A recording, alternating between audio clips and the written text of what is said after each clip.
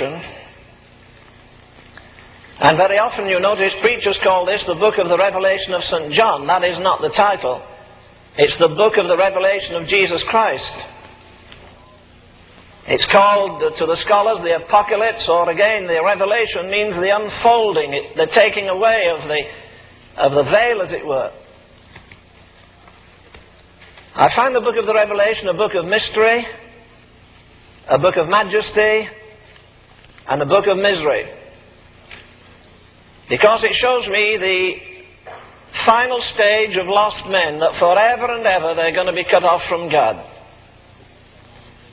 That if there are 1,000,000 roads into hell, there's not one road out. That if they continually sing in heaven, worthy is the Lamb, in hell, the only thing they sing is the harvest is past, the summer is ended, and we're not saved.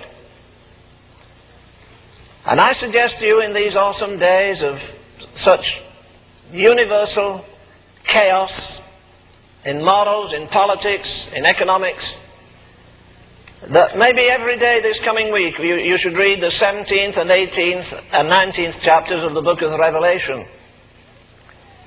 You know, this book has an imprint on it that no other book has in the whole of the Word of God.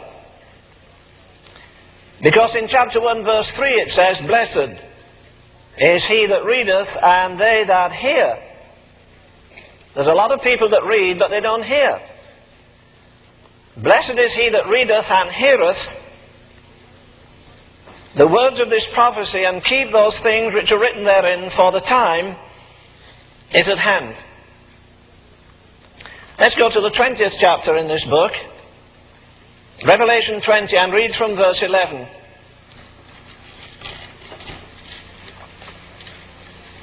"And I saw a great white throne, and him that sat upon it, from whose face the heavens and the earth fled away, and there was found no place for them.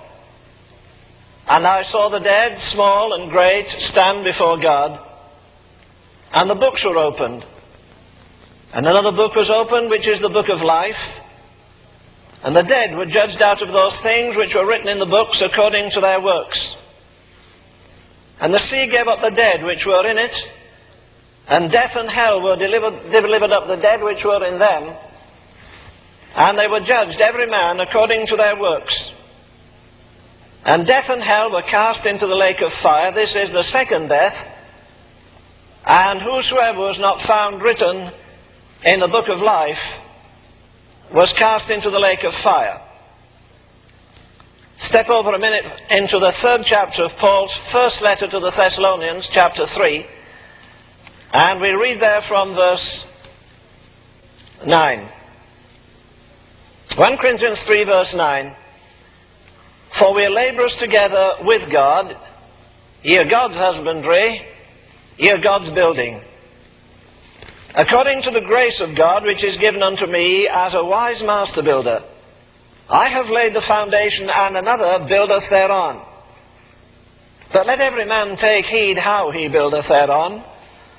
For other foundation can no man lay than that which is laid, which is Jesus Christ.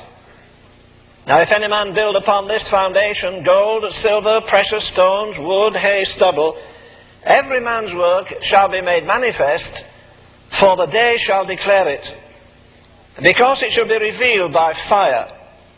And the fire shall try every man's work of what sort it is. If any man's work abide, which he buildeth thereupon, he shall receive a reward. If any man's work shall be burned, he shall suffer loss, but he himself shall be saved, yet so as by fire." Now, back to Revelation chapter 20 again.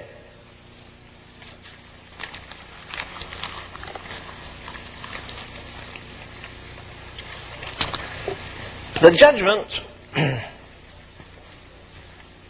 of the sinners.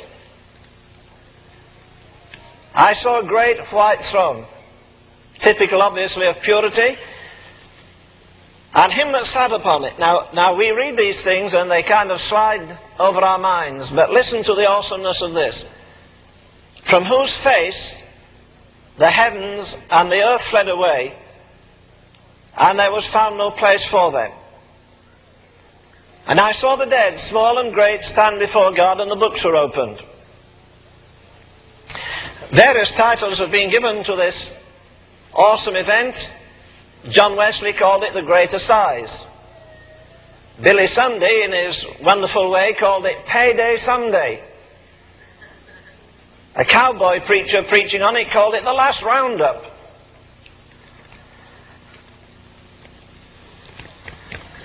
You could call it, if you like, a date with destiny. Or better still, or more awesome still, you could call it a day with destiny.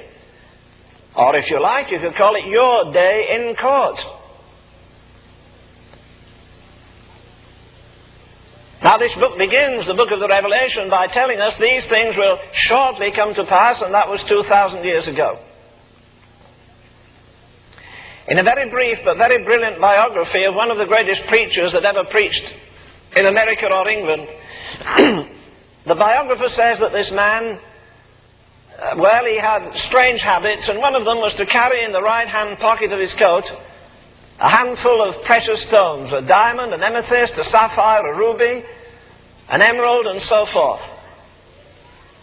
To add to his strange ways, he would walk into a park where people were going up and down, and he would put his hand in his pocket and take one of those precious stones, and then he would hold it up to the light of the sun, and he would lower it and higher it and seek this different shades from it or different illuminations from it.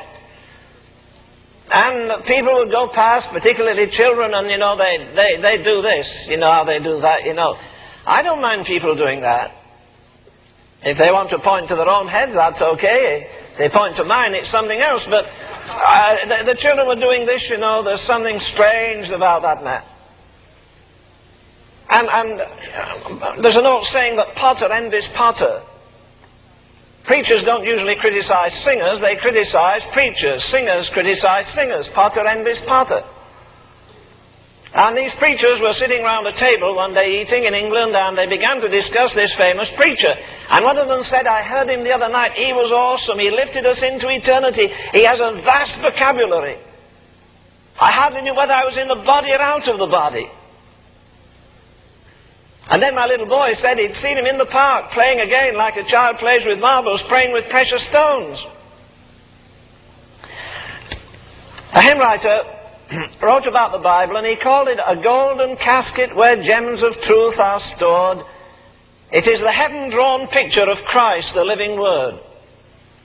There are roughly 750,000 words in the Bible. I suggest that, like that man selected his stone and lifted it up to the light of the sun, that we select one word out of this golden casket, and that word is judgment. And we hold it up to the light of eternity. And you can tell God you're not concerned about what this preacher says, but say, Lord, give me some new illumination on this awesome fact of judgment. I thought repeatedly this week of that awesome sermon, one of the greatest ever preached in America. Back in the 1700s, it was preached by Jonathan Edwards.